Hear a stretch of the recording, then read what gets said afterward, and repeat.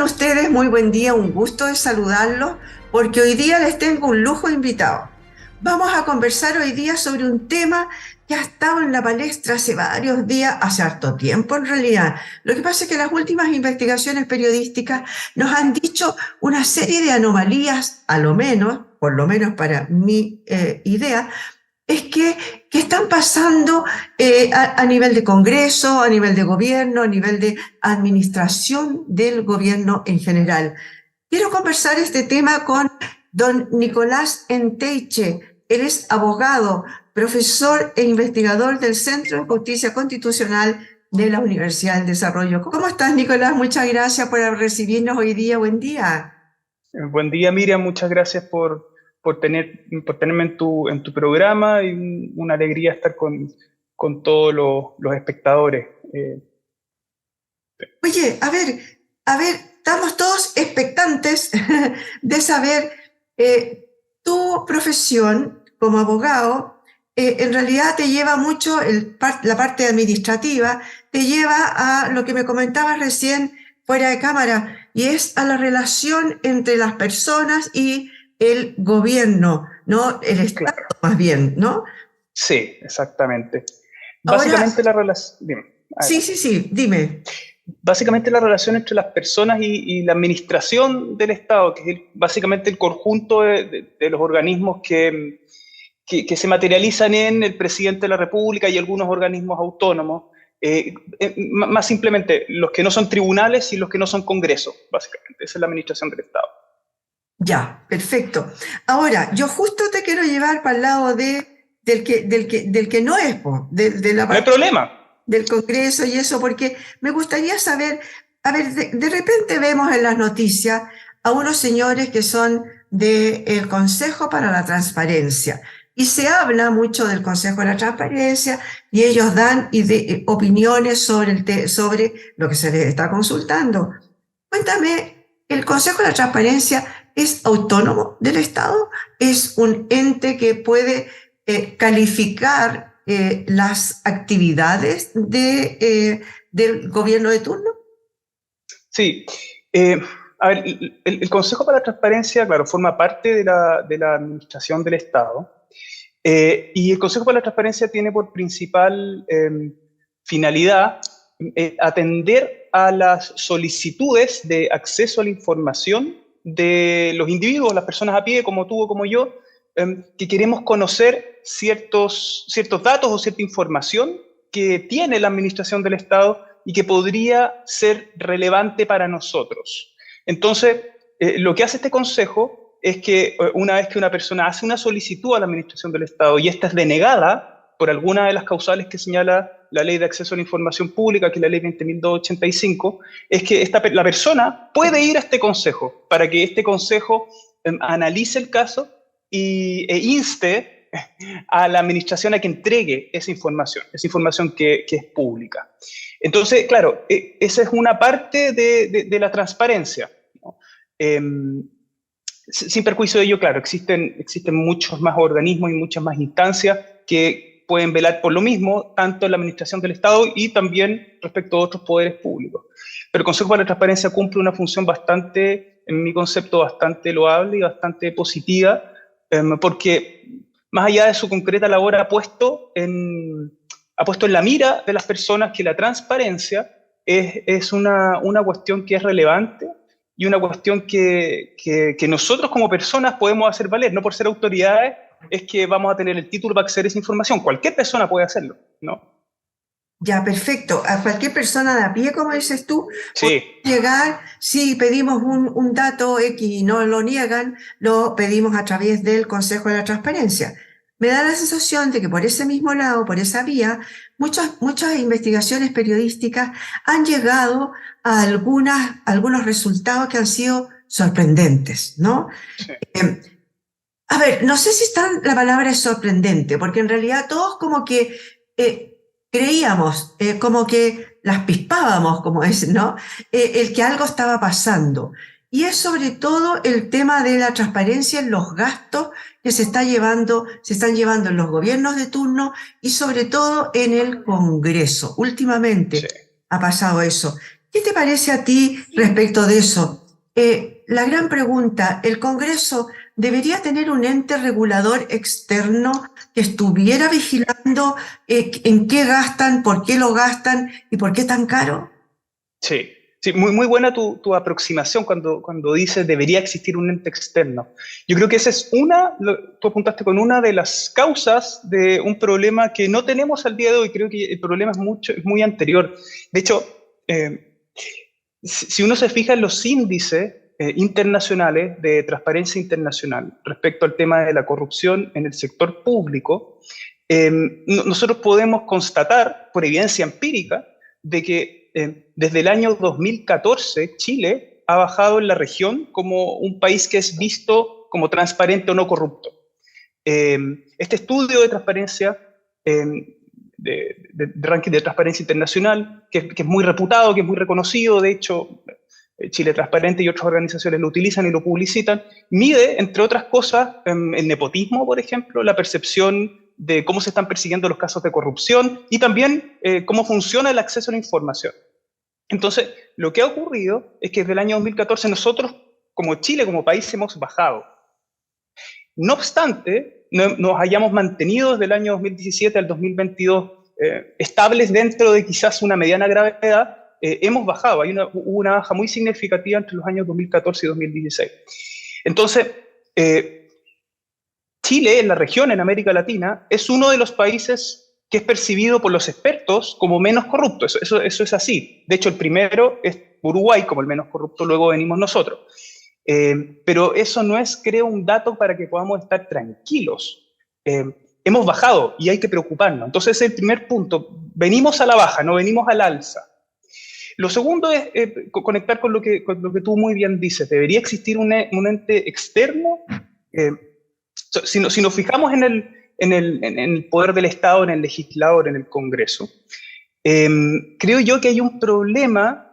Hay muchos problemas y hay muchas aristas en los partidos políticos, pero si nos fijamos específicamente en la institucionalidad y en el Congreso, en cuanto a la probidad de los gastos de las asignaciones parlamentarias, creo que hay un problema. A ver, déjame contextualizar un poquitito. Los parlamentarios, los diputados y los senadores perciben como única renta una dieta equivalente a la de un ministro de Estado. Eso dice la Constitución en el artículo 62.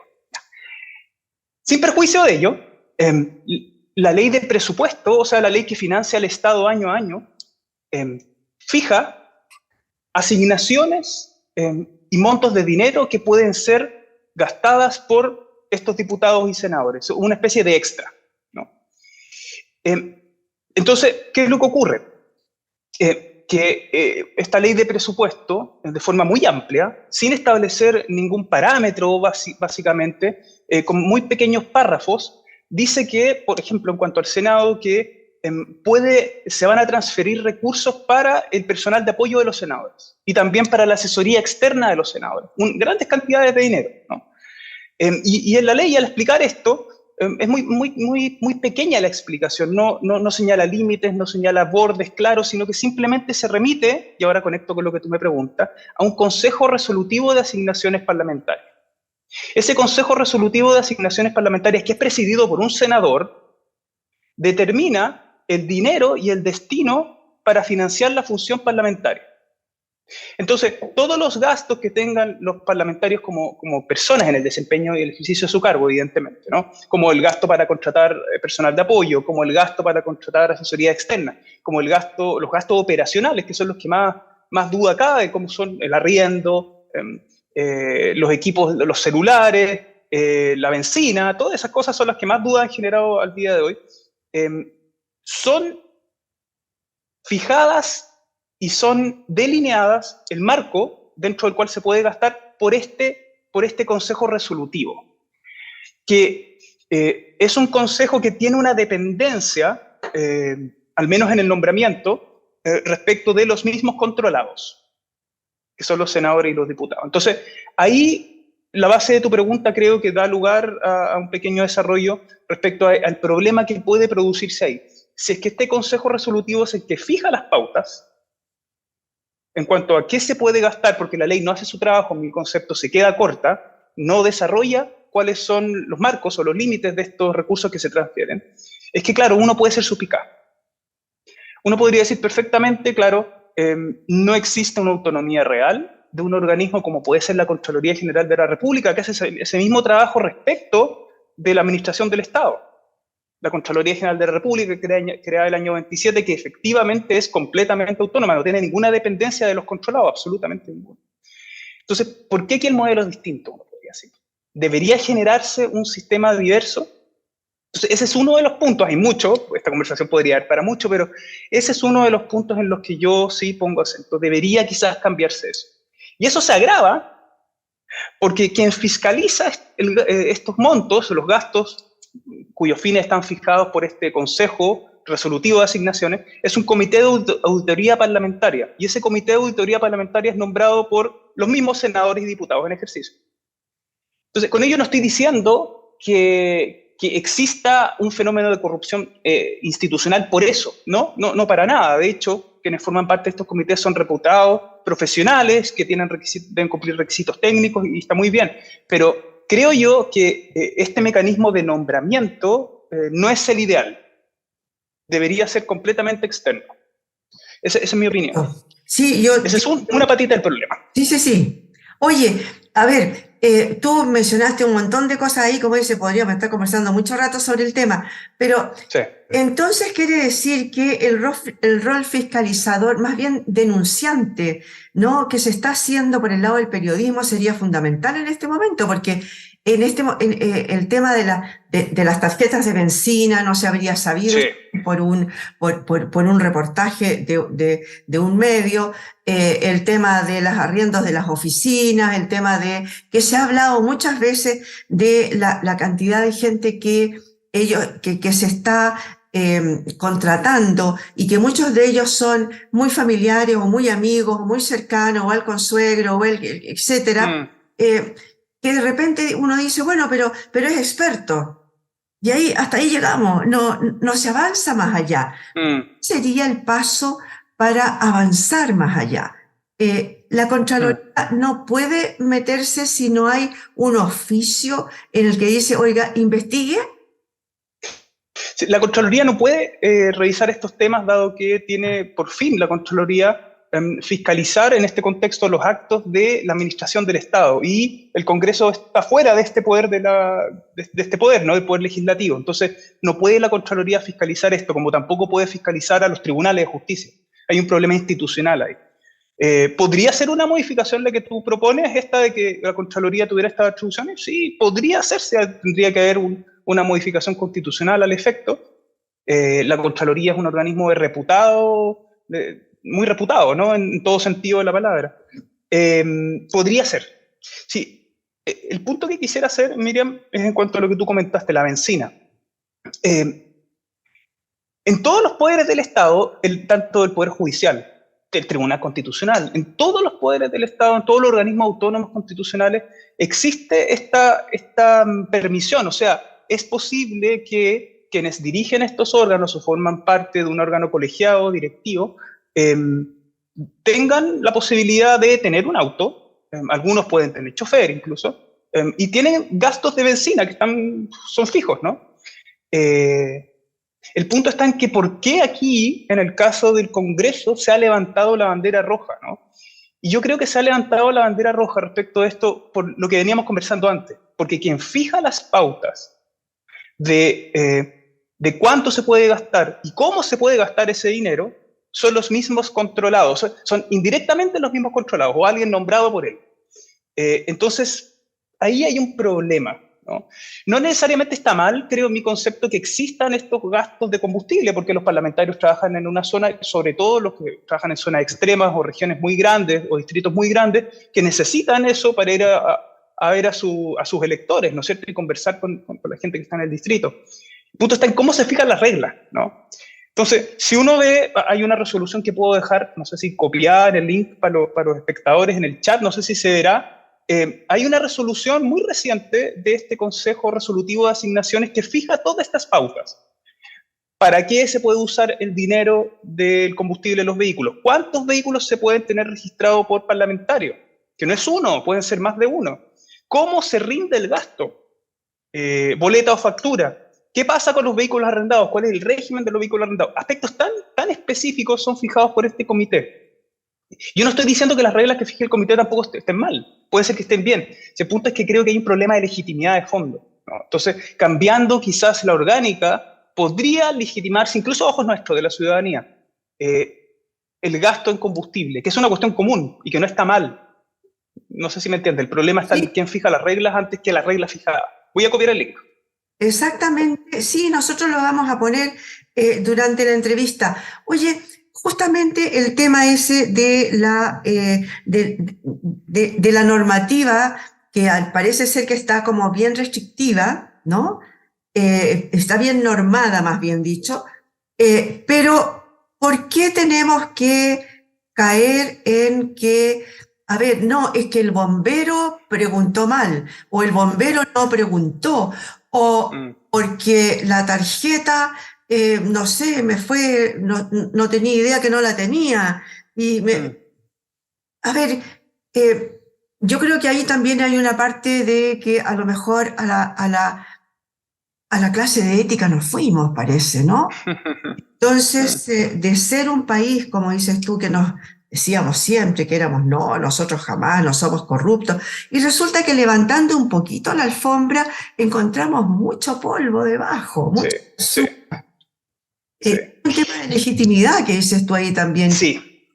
Y quisiera agregar otro pelo a la sopa, respecto a tu pregunta. Okay. Hay un problema de legitimidad, claro, en cuanto a cómo se establecen esta cantidad de dinero para que se gaste como asignación parlamentaria, quién fija las reglas, quién fiscaliza, sí, eso es una parte del problema. Otra parte del problema tiene que ver con la ley, porque la ley podría hacer un mejor trabajo, como dije antes, ¿no? Podría ser mucho más estricta y quizás fijar ella estas pautas que fija este Consejo Resolutivo, o podrían darse el trabajo a los legisladores de detallar más las grandes cantidades de dinero que ellos mismos entregan en la ley, cosa que nosotros podamos consultar y acceder a la ley, criticar a la ley y votar o no votar al parlamentario que fijó tal o cual regla. Oye, perdona que te interrumpa, pero resulta que la ley la van a crear ellos mismos, po. Pero tiene un estándar más alto, al menos de publicidad. Si bien es público cuánto gasta cada parlamentario en celular, es público eso, las reglas no son tan públicas. ¿Por qué? Porque las fija este consejo, están en su página web, evidentemente, pero no se publican en el diario oficial, por ejemplo. No puedo yo impugnarla frente a un tribunal. Podría impugnarse por inaplicabilidad, por inconstitucionalidad. Esa norma, o sea, tiene un grado más alto de escrutinio público, una ley, que una resolución, que casi no es secreta, pero está escondida por ahí, ¿no? Yo se la puse en el link para que la vean. Entonces, el problema está en la ley. La ley debería darse el trabajo de explicar más cosas y de mejor forma. Y no solo esto de los gastos, sino que también, por ejemplo, las conductas contrarias a la probidad. La Contraloría yo creo que ha hecho muy buen trabajo en desarrollar qué se entiende como una conducta contraria a la probidad. La ley no es muy dadivosa en decir cuándo existen hipótesis contrarias a la probidad. Existen hipótesis, pero no son muchas, ¿no es cierto? Pero aquí lo que ocurre, creo, en materia de gasto parlamentario, es que no tenemos ese órgano tan legítimo que pueda llevar la voz cantante, cosa que los parlamentarios mismos sepan a qué atenerse y, por ejemplo, como tú comentas, decirle o no al bombero tal cosa, ¿no? Entonces, el grado de precisión de la casuística, si bien se desarrolla en esta resolución, podría ser mucho mayor, en mi concepto, si es que un órgano como la Contraloría es el que va viendo caso a caso y emitiendo dictámenes caso a caso, los que son públicos.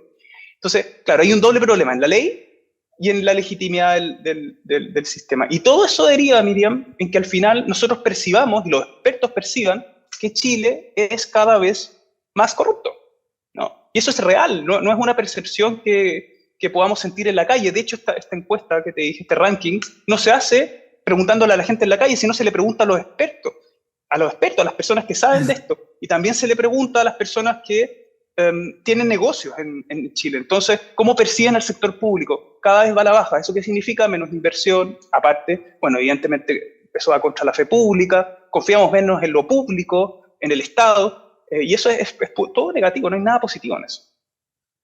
Oye, cuéntame, ahora me quiero salir un poquito del tema del Congreso para ir, por ejemplo, a las municipalidades.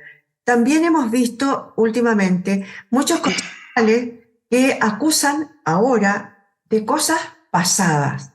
Cuando un alcalde está en ejercicio y quiere gastar, o a lo mejor estoy diciendo mal la palabra alcalde y es la municipalidad, quiere gastar en algo, hay un consejo, para eso están los concejales, que aprueban o no y que están ahí a cargo de decidir si lo que se va a gastar es, es bueno o no para el municipio. ¿Qué pasa ahí a nivel de las municipalidades? Porque siempre vemos, sube un nuevo alcalde y dicen, oh, la administración anterior nos dejó un tremendo hoyo en no sé qué. O aparecen, no sé, unos gastos que son insólitos, ¿no? De Mm, fiesta y de qué sé yo. mm. ¿Qué pasa ahí con la administración municipal? Mm. Sí, uy, es un temazo lo de la administración municipal, y la particularidad que tiene la administración municipal es que los periodos que duran los alcaldes son relativamente cortos. Entonces es posible que un alcalde al final de su periodo esté recién empezando a implementar su política. Eso es lo primero. Lo segundo es que ese alcalde recién al final de su periodo, claro, se dé cuenta que tiene gastos de su disposición y que es muy bueno quizás efectuar esos gastos justo cuando termine, porque es una forma de publicitarse para reelegirse, ¿no? Entonces, claro, esa es una primera manifestación del problema. Una segunda manifestación del problema es que, claro, muchos de esos concejales van a querer ser alcalde y van a querer postular al alcalde, entonces van a tener muy buenas razones para poder acusar al alcalde con fundamento o sin fundamento de lo que tú acabas de decir. Claro, se gastó, se cruzó un límite legal, etcétera, etcétera, etcétera. Pero, a diferencia del Congreso, creo que aquí sí que tenemos un gran resguardo. Y el resguardo viene dado tanto por la incisiva fiscalización que realiza la Contraloría respecto de las municipalidades, como el régimen especial que existe respecto de los cargos de elección popular, ¿no es cierto?, en cuanto a su control. Entonces, creo yo que las municipalidades, al ser muchas, porque son muchas más que un Congreso, ¿no? Son mucho más de 300 las municipalidades en Chile. En sí mismas atraen más atención porque son mundillos más chicos y más particulares, entonces uno le puede colocar nombre y apellido a la municipalidad, tal lugar y tal lugar, y pasó tal cosa y tal otra cosa. Entonces están más expuestas, ¿no? Entonces nosotros vamos a ver algún problema con el Congreso cuando exista una denuncia particular, ¿no? Como la que ocurrió respecto a ciertos diputados por el mal uso del gasto en combustible, la asignación parlamentaria en cuanto a combustible. Pero no significa eso de que en un lugar haya o más o menos fenómenos, creo yo, de corrupción, sino que el punto está en que en algunos lugares hay escrutinios más intensos y en otros menos intensos. Las municipalidades están más expuestas, creo yo, al control, y eso es bueno. Y es muy bueno, Miriam, creo yo, que sepamos todos estos problemas que hay en las municipalidades, algunos de los cuales son reales, como tú comentabas. Existen deudas como les llaman históricas, ¿no? En materia de profesores, en materia de indemnizaciones, que no fueron pagadas por las administraciones anteriores, y eso, claro, se le va sumando como mochila al alcalde. Claro, tenemos ese fenómeno ahí, pero eso no significa que sean más corruptas las municipalidades. No sé si me voy a entender, es que hay más control respecto a ellas, y eso es bueno. Entonces son buenas noticias, creo yo, que sepamos más de las municipalidades. Por No es supuesto tan que buena son noticia buenas, que no sepamos tanto el Congreso. es claro, pero son buenas noticias lo de las municipalidades, pero también se dice, sí, se hizo esto, qué sé yo, están estudiando el caso, pero nunca sabemos en cómo se resuelven, porque cómo se resuelve, por ejemplo, el gran agujero que hay en la municipalidad X, ya lograron llegar a puntos azules, pero tampoco es muy expuesto a la ciudadanía, me da la impresión. No. Siempre se dice, es como las típicas, se presentará una querella contra las personas que resultan culpables. No, ya es como la frase típica, la frase hecha, pero nunca más sabe qué pasó con eso. Sí, es verdad. Tenemos poco conocimiento respecto de esos casos, quizá también hay pocas investigaciones periodísticas respecto de ello, pero sí existe persecución en cuanto a lo que tú, por ejemplo, acabas de decir de las deudas previsionales o las deudas históricas en cuanto a las municipalidades, para que las administraciones comunales se hagan cargo de ellas. De hecho, pueden aplicarse sanciones bastante graves a los alcaldes que no den cumplimiento a esas obligaciones, por ejemplo, previsionales. Ahora, claro, hay una pregunta que es de fondo, ¿no? Y quizás comparado con otros países de la región, yo estoy enfocándome sobre todo en Perú, en donde muchos de los últimos presidentes, nosotros hemos visto por la televisión, en los noticiarios, que, claro, son condenados por los tribunales por conductas que son contrarias a la probidad o bien a la transparencia, ¿no? Ya sea incluso penalmente. Y en Chile nosotros no vemos eso. Entonces, puede generarnos una falsa idea de que nosotros estamos siendo más probos que ellos. Quizás eso no es así, quizás lo que ocurre es que hay menos persecución en Chile penal y administrativa respecto de esos hechos que en Perú. Entonces, claro, sabemos mucho de Perú, entonces asumimos que ellos son más probos. Puede ser que eso sea así o puede ser que eso no sea así, no lo sé. No, a lo que voy, no necesariamente un mayor régimen de publicidad o un menor régimen de publicidad va a llevar a que exista más o menos probidad. Lo que va a llevar a que tengamos menos memoria, ¿no? Y tenemos menos memoria en cuanto a estas cuestiones, entonces, claro, cada caso nos sorprende cuando son una constante, sobre todo desde el 2014, son una constante. Sí, pues, eso, son una constante, y ahí tú me abriste para dos preguntas al tiro. Una, el tema del sistema judicial, el tema del Poder Judicial, que también hay ahí un problema de que tenemos la sensación de que de que está todo como tapado, no sé si es verdad o no, pero yo no, ya no a nivel de la justicia con el típica cosa de que lo dejan con arraigo nacional y firma mensual, no, sino que más bien pensando en los jueces, en el Poder Judicial mismo, también está corrompido de alguna manera, tampoco se puede entrar más allá, siempre hay como una línea férrea, como una coraza que se pone al sistema, o es mentira y es también suspicacia porque estamos queriendo ver debajo el petróleo. Yo creo que en el Poder Judicial existe un buen régimen de control. ¿Ya? Ahora, claro, existe un relativo consenso en que el sistema de nombramiento de los jueces debería ser cambiado, porque dependa de los mismos jueces el nombramiento, en parte, nombramiento de un juez, de los jueces que están arriba, claro, puede llevar a complejidades. Entonces, Claro. el sistema de nombramiento es lo que ha sido más cuestionado y lo que está en boga, y de hecho es lo que se quiso cambiar con el proyecto de nueva constitución, sobre todo la relación entre el control de la función administrativa de los tribunales con la Corte Suprema. Hoy la Corte Suprema tiene la tuición respecto de la gestión administrativa de los tribunales, eso se quiso sacar, no para otro organismo. Pero en cuanto a tu pregunta y en lo concreto, yo no tengo la percepción que en el Poder Judicial exista enquistada corrupción. Como en todos los poderes hay problemas específicos, pero creo que el Poder Judicial, en mi concepto, es el que presenta menores niveles de problemas en cuanto a la probidad y transparencia que otros poderes del Estado.